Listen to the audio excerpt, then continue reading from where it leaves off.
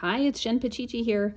Do you want to talk about how I choose the color palettes for my paintings, my layered landscapes?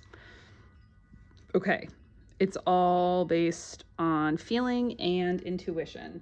And sometimes I have an idea of how I want the colors to go, and then it so does not go the way I was thinking, either because the color didn't dry the way I was expecting, or because I get excited about like I was expecting I was expecting that to be more turquoise. Um so if you are just starting out and you're trying to figure out what colors you should use, I would say the biggest thing to do would be to look around for color inspiration. So you could look at, for instance, Pinterest and look at a living room design that really, really speaks to you. And when you look at the living room design or the bedroom design or whatever it is, you can notice what colors are in this. What three colors are the most prominent? Or maybe it's very, very, very mellow and it's mostly just beige and brown or something. Or maybe it's really, really bright.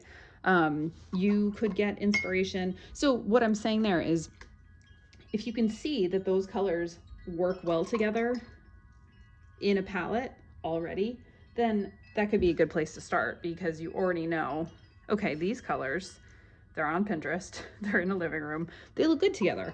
I'm going to try to build a painting around this color scheme. You can do the same thing with nature.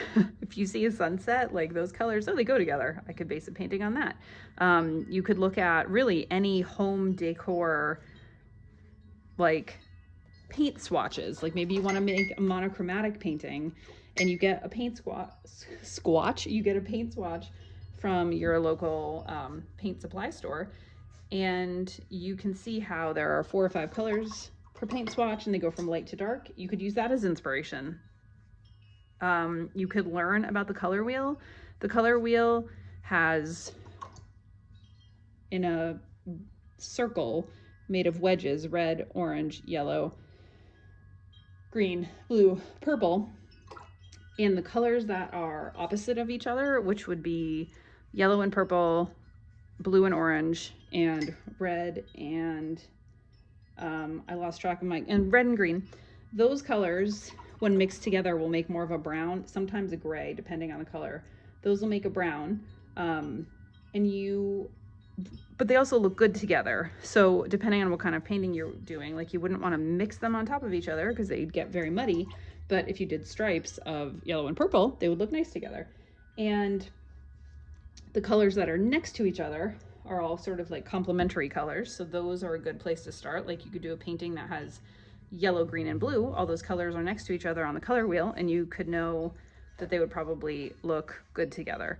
One of the reasons that I love creating art the way that I create it is because, one, I can paint in this palette that all the colors are sort of similar. Like I do tend to do a lot of blues and greens.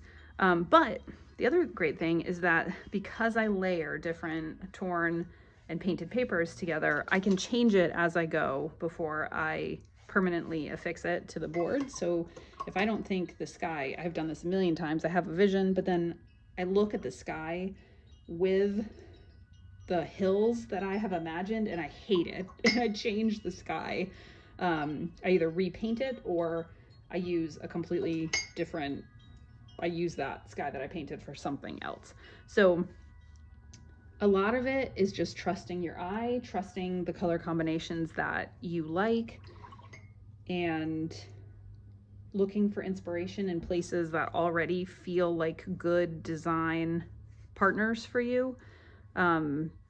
Some people, years ago when I painted much brighter, I had somebody buy a bunch of journals from me, and she said, I love your art, but it doesn't go in my house at all. Like it was too bright for her house, but she still wanted to support me.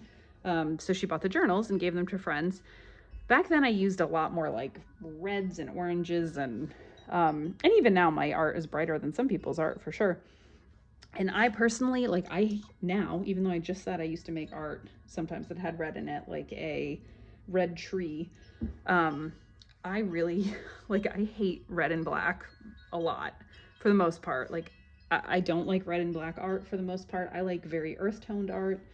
Um, so yeah, we all have our things that we like. And you as the artist don't have to try to make art that would please someone else. You're trying to make art that would please you with the belief, which is a true belief, that somebody, if you like it, somebody else will also like it.